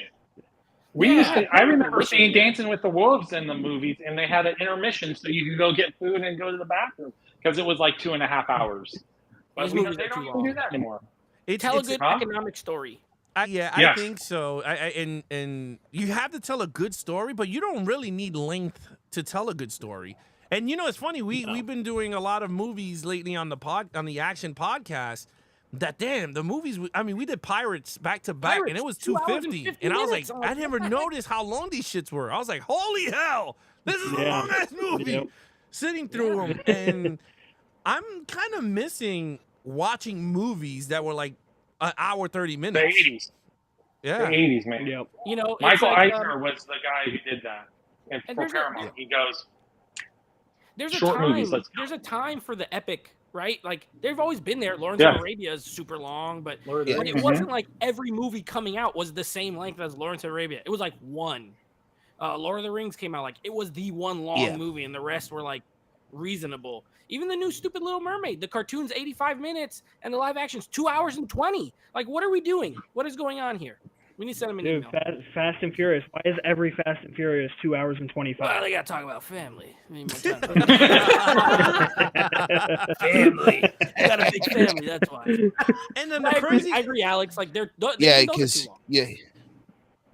Yeah, I don't know. I just feel like the longer the movie, the more of the budget, and the more of the budget is gonna hurt the movies because people don't want to sit in the theater for that long to sit through a movie. Like, I mean, Mel Gibson said it a long time ago, and he was like, I could direct a superhero movie that do not cost more than 100 million. Like less than 100 million, he could direct a superhero movie. But these movies are ridiculous. They're like 300 to 200 million.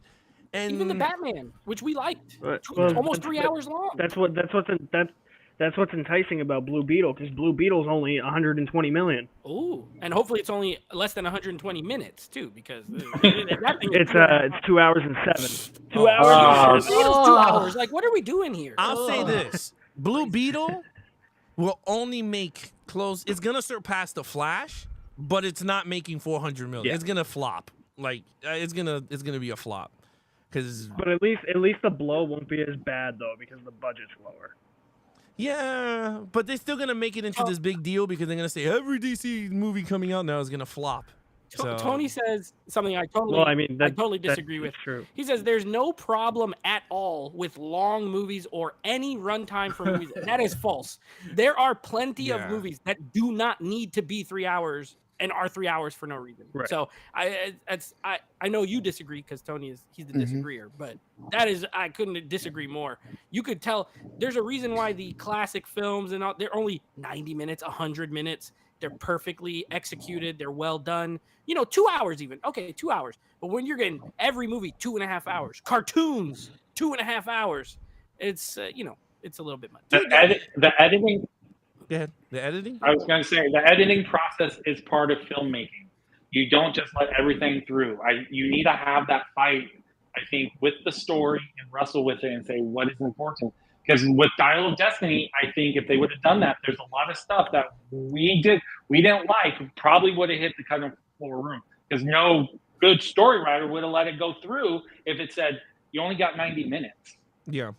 You know.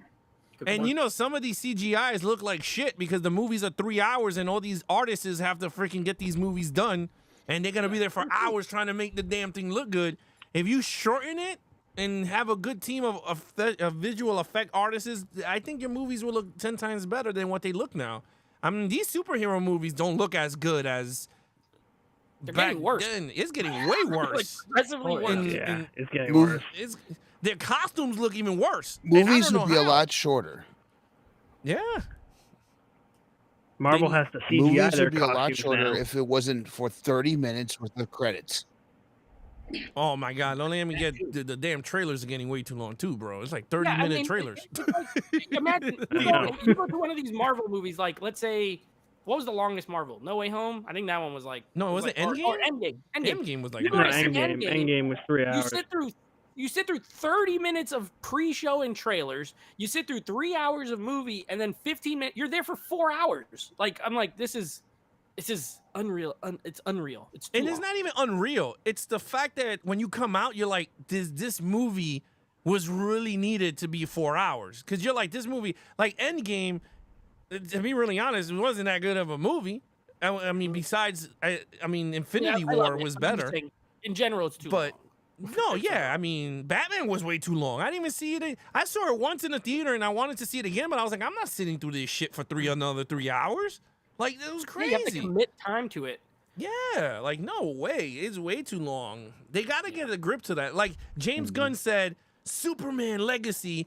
And when you see the casting, I'm like, dude, this is like a Justice League movie. He put all these characters in it. I'm Yep. like, this is going to flop.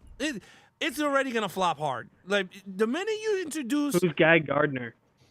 who? The Green Lantern? Who's Guy Gardner? Yeah. He's Green Lantern. So the problem with Guy Gardner, right? Here we go. This is where it gets dumb. Uh-oh. He came Tell us. after Hal Jordan and Jon Stewart. The reason why they didn't Jon put Stewart. them in the movie Yep. is because they're doing the TV show with Jon Stewart and Hal Jordan, so they can't have them in Legacy, so they went with Guy Gardner. It is so fucking dumb that I'm like, this is going to be, again, another flop. DC got to stop making movies for 10 years and then come back and do it. Because these characters are Figure so it dumb. out. Yeah, you got Hawk Girl. Okay, great. Now you got Hawk Girl. And then you got Morpheus, freaking another stupid character. You got Yo, Mr. James Gunn. Terrific, whatever that is. or Mr. something like that. Terrific. Oh my god. I've never even heard of that. He's And the guy at with least, the T in the face. Oh yeah, that guy. Yeah. I will Uh, say at least Dude, for, they're gonna get Condiment King soon. at least for Green Lantern. I don't know who that guy is. I don't care, but I love Nathan Fillion. He could be in anything, and I could watch him. Yeah, It's not but the just 'cause thing his is name Nathan. like I think the, he's the, the funny. problem is that if you're gonna go with that character, Superman has to be older than that character, but that character is gonna be older than all of them. So Yes, it's like Henry yes. Cavill. So what's the you're taking away Henry Cavill as Superman to say you're doing a younger Superman, but now you're putting him up with other characters that are older than Superman. I'm like, what is Damn. going? Oh, 2 James out of Gunn. 5. Alex is 2 out of 5. I'm not already. saying He's 2 out of going 5. I in. gotta see the trailer. 1 out of 5. But I I'm think just he's going saying 1 out of is, 5. you could see a lot of people are gonna complain with the ensemble of superheroes and going, "How is this Superman legacy?" Oh yeah. It just makes no damn sense. I don't know. It doesn't mean that they're those heroes yet. It can mean that they're those characters in that movie, just not as those superhero entities yet. So then you're gonna have 5 origins movie in the Superman legacy? That's what you're telling me? No. They're just You gonna can be have there. them That's not what I'm telling separate you. origin stories. That's exactly what you just Well, told we me. don't need a Green Lantern. We don't need a Green Lantern origin story. We know their origin stories. No, you don't. We don't need a not, Hawk not Girls. many people know who Guy Gardner is. Not I many mean, people he know gets his half ring of the Hal same way Hal Jordan's Jordan story. and John. That's the problem. Well, you not have many 'em- people know the origins of Hal Jordan, Jon Stewart, and Guy Gardner. They're gonna go to the theater and they're gonna be like, if this guy's already Green Lantern, they're gonna go, how the hell did he get the ring from the other guy? I won't care because I In don't a- even know what y'all are talking about. I know. I'm gone. I'm just saying. I don't know. No, I'm just saying is like, and that's the problem. Like, if people that are gonna be into the comic books, they're gonna go, how does this make sense? Where Hal Jordan meets Superman when he's young, like it's just these guys are gonna be a Justice League already. It looks like they're gonna be Justice League, the young Justice League, without Batman, because they didn't introducing Batman. So oh man, that's gonna. Before we wrap it up, going back to Yeah. Ralph chiming in way late. Old films like Gone with the Wind and The Ten Commandments, those were long. Yeah, Ralph, I said that. I said there was long movies. The point is that every movie is long now, and only some were long back then. And, That's the point. and those were called epics.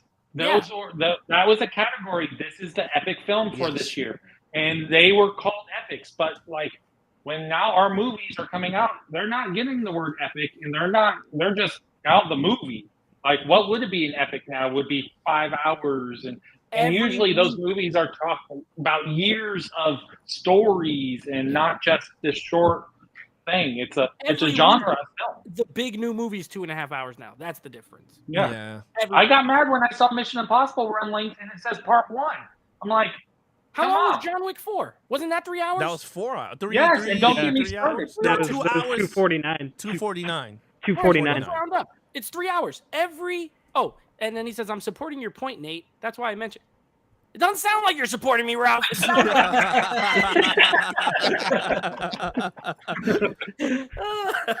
Anyway, yeah, every movie's 4 hours now. We'll talk Nah, about it. I kind of agree. You know, it's funny. I never seen Gone with the Wind. My wife loves that one. And You gotta see it. Scarlet. She loves Scarlet with Timothy. What's his name? Dalton. Come on, Harrison. Who is? Oh, okay. Timothy Dalton. Doing Dalton. He plays. You gotta watch Gone with the Wind. You gotta watch it just to say you've seen it. Yeah. least. Yeah. I'll It's okay. get there. I didn't love it, That's a but- 7-hour movie, isn't it? A 7-hour movie? No, it's like 3 4 hours and 20 minutes. 4 hours hours and and 20 minutes, and then Scarlet is another It's 7. epic. It's an epic. Come on. Yeah. It's got a 20-minute It's an intermission. epic. Come on. But it does have an intermission for you. So it tells you when you get to go Oh, to there the is an bathroom. intermission. That's true. You could get up and go Yes. make popcorn and Okay. go poop and then come back and watch See, it. Yeah. okay, so then I'll do that. Okay, I'll do it for you guys. I'll watch Gone with the Wind. You should. You should do Yeah. it. That's what you should. Bro, you should watch it and do a review for it. Oh, Gone well, with the Wind. watch a review. On your action podcast, Uh, Action Guy podcast, Gone with the Wind. oh my God, Gone with the Wind edition. Oh, The Jesus. action zero. Action Zero. Some action in it. Yeah, there's some fire and there's like a because it's like Civil War time and stuff. So. Yeah. It'll have But more it's not like action. action. Not an action than- movie. It'll have more action than Tequila or Sunrise when I had like one blow up. The one explosion and that was it. That was the whole action in that damn movie.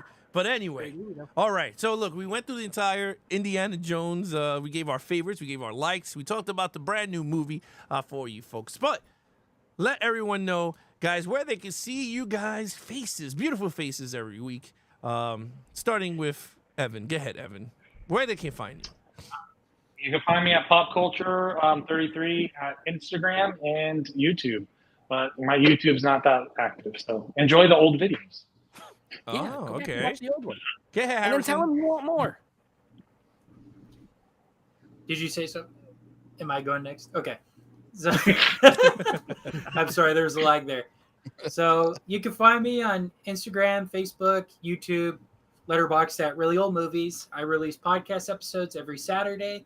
So if you have Spotify, Apple Podcasts, even Amazon Music, I'm on there. So yeah, make sure to check me out. All right. Mr. Buster. Is he asleep? You can find me on YouTube at Binbuster. You could find me at all my social media is the Binbuster, so you can find me there. And you can also find him in the club for the bottle full of And you know what else?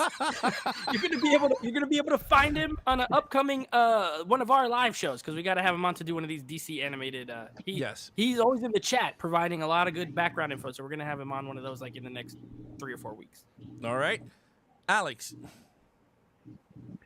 You can find me at my official website, alexmaddenmovies.mystrikingly.com. All my social media links, Facebook, Twitter, Instagram, YouTube are there. On my channel right now, I have my latest review, Mission Impossible Dead Reckoning Part 1, and why I wasn't huge on it.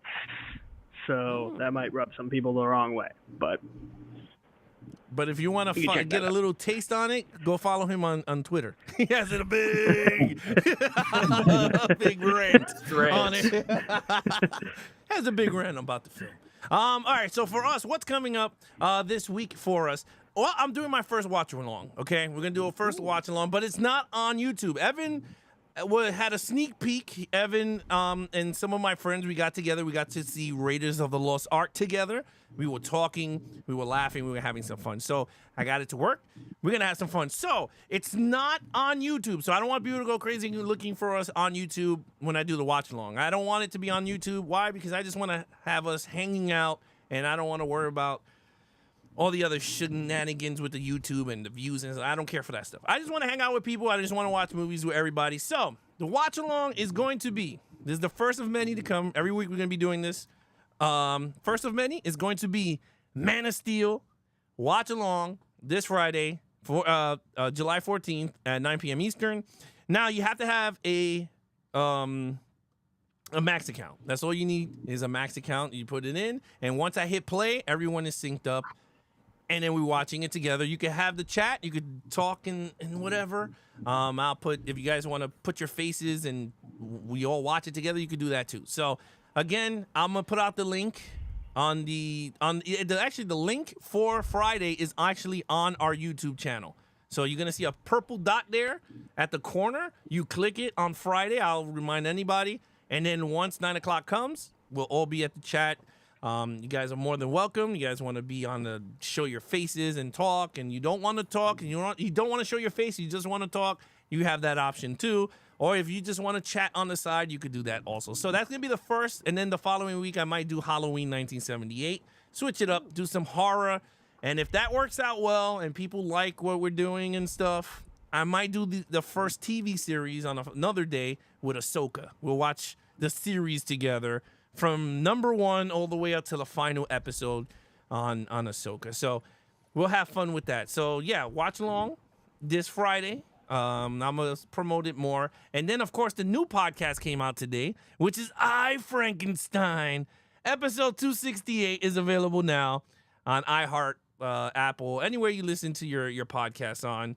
That is available also. So you guys can check It's it the out. Apple version. Huh? It has an I in front of it. It's the Apple version. Yeah. Oh. It's a That's a good point. I Good Frankenstein. job. Worked on the script before That he is died. Yeah. So again, that's out. We already recorded our our new episodes I'm going to be putting out this week is going to be coming out. So other than that, that's pretty much it. Everything coming out. You guys want to hang out with me this Friday again at I'll put it out. We're live next Monday. We are live next Monday with Turner Fan. Turner Fan 77 is going to be on. Are you sure? Yeah. He's supposed to be on until I boot him. And then we're going to be watching the animated films Wonder Woman, which is the 2009 one, and Batman Gotham Knights. So watch those. So that way when you come live Monday, you can chat with us and give us your take in the chat because you know I'm going to read it. So yeah. And I might do a special live that we do the next animated. We might watch it together as a watch along. We might have fun with that. Do that. All right. Other than that, guys, thank you so much for today. It was great. It was fun. I like doing these panels. We're going to do another one next month. I don't know what panel. Maybe we do. What comes out next month? What is next month? August? August. What is in August? Nothing? Nothing worth My birthday. Blue Beetle? Blue Beetle Nothing talk? worth doing a panel for. I mean, we will either have to see if something catches our eye or just do like this and go with like some kind of series that people like and talk about it. Or maybe you could do Mission Impossible Dead Reckoning talk. Oh. Maybe. We might. And then we might have Alex, because I got to hear what the hell what was going wrong with him watching this movie. I gotta get his thoughts on that. Bro, what if I go see it tomorrow and I come on and I give it like a 4 out of 10? What if it could happen? You never know. I will fly to Florida in this game. By the way, if you guys ever want to do a really fun watch along too with Alex, I could say we did a watch along in person last year and it was hilarious. We watched Dog Soldiers. It was me, Alex, my brother, Rob from Robert Makes the Cut, Ralph from Horror and Coffee, and Jay. What a fun time. I don't know if y'all is it like that in that, because I didn't go to the other one. Do you guys talk? What? Yeah. Yeah, you talk. Yeah, me and Evan, like how we looking at each other right now. We just watching the movie together. It could be a lot of fun then. I recommend you guys check out this live stream because it's probably gonna be a lot of fun. Yeah, it's like again, it's I didn't want to do it on YouTube. That's the key. I wanted it to be more of a hangout with friends. It's open to the public. I mean, other people could click on it. I opened it up to anybody on that program. So anyone want to join in, they could join in. I just wanted it to be where it just feels like a group of friends hanging out instead of. Do you have to watch the movie on your computer? Huh? No, it's on you put your, like, let's say Man of Steel's on Max. So you put up Max. It's gonna ask you for your login. Once you log in, I control everything. I hit play. I don't see your passwords. I have to watch it on my computer though. I believe so. I watch it on my TV. Okay. Unless you could connect your computer to the TV, HDMI. You can AirPlay it. Okay. Good to know. Yeah. Or you could just hit play at the same time. Yeah, you could do that too if you want. Yeah, once we hit play, bloop, you could do that. So anyway, looking forward to Friday. It's gonna be actually pretty fun. Other than that, man, thank you so much, all you guys. Harrison, I got some ideas I want to talk to you about. We'll do it another time. But other than that, thank you so much for joining, guys. Hit that subscribe button if you enjoyed the content. Hit the like button. If you enjoyed this video. Other than that, be awesome to each other and geek out.